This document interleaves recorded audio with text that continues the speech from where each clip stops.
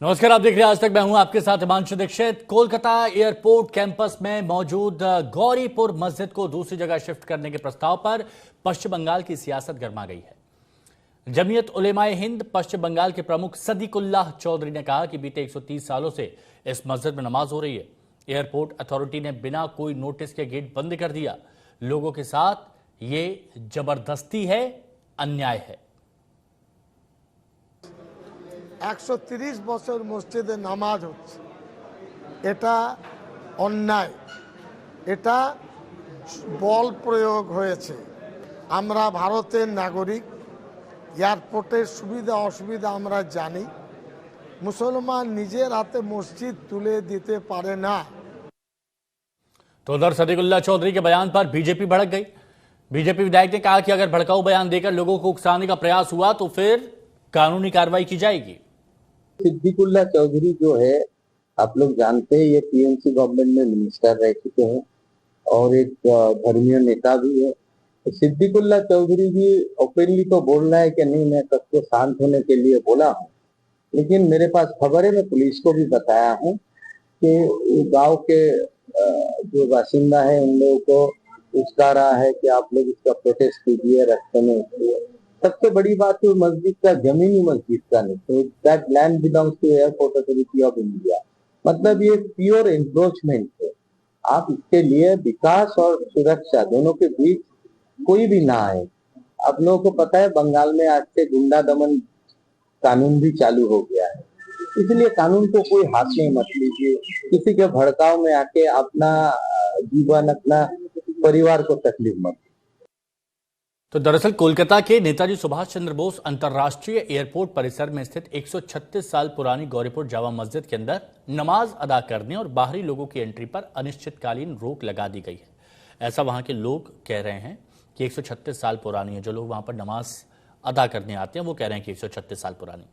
अब एयरपोर्ट के रनवे से महज 165 मीटर की दूरी पर स्थित इस मस्जिद को सुरक्षा कारणों और रनवे के विस्तार के लिए दूसरी जगह ले जाने की प्रक्रिया शुरू की गई है।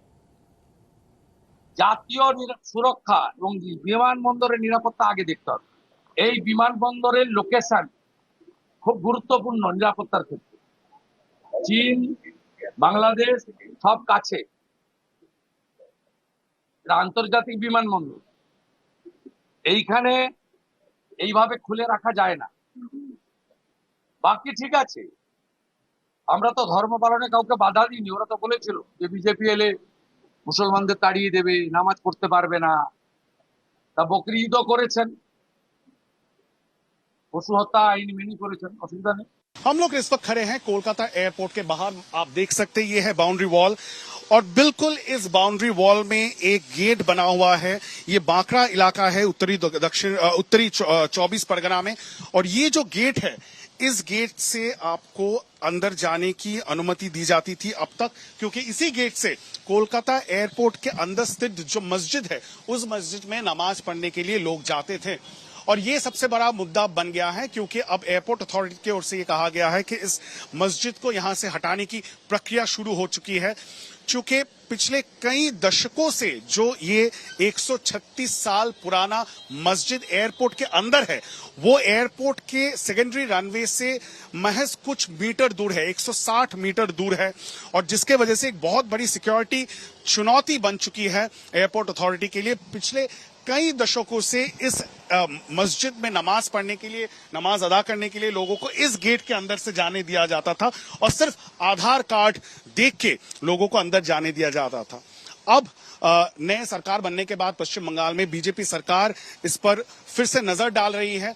जो लोकल एमएलए हैं सौरभ सिकदार बीजेपी के, उन्होंने ये कह दिया है कि ये बहुत बड़ा सिक्योरिटी चैलेंज है, थ्रेट है। सिर्फ एक आधार कार्ड के बेसिस पे लोगों को अंदर जाने दिया जा रहा है, जो एक कोलकाता इंटरनेशनल एयरपोर्ट है। ऐसे जगह पे ये एयरपोर्ट है कोलकाता में। कोलकाता पश्चिम बंगाल के बॉर्डर है, बांग्लादेश, भूटान है, और इंडिया चाइना बॉर्डर भी ज्यादा दूर नहीं। स्ट्रेटेजिकली ये एयरपोर्ट बहुत ही महत्वपूर्ण है, बहुत इंपॉर्टेंट है, और इसीलिए इस एयरपोर्ट के अंदर जिस तरह से मस्जिद बनी हुई है और बाहर से लोगों को एंट्री मिलती थी इतने सालों तक, उसको कहीं ना कहीं रोक लगा दी गई है। अब कोई भी इस एयरपोर्ट में, इस मस्जिद के अंदर नहीं जा सकता। यहाँ पे अभी और जो जितने भी स्टेक होल्डर्स है, चाहे मस्जिद कमेटी हो, जो उत्तरी 24 परगना जिले के आधिकारिक हैं, एयरपोर्ट अथॉरिटी ऑफ इंडिया के जो ऑफिशियल्स हैं, उनमें सेवरल राउंड ऑफ मीटिंग हो चुकी है और सरकार ने यह साफ कह दिया है कि यहां पे इस तरह से मस्जिद में नमाज अदा नहीं हो सकता और इसको रेलोकेशन की जो प्रोसेस है, जो प्रक्रिया है, वो बहुत जल्द शुरू होने वाली है। कैमरा पर्सन शुभजीत के साथ इंद्रजीत, आज तक, कोलकाता।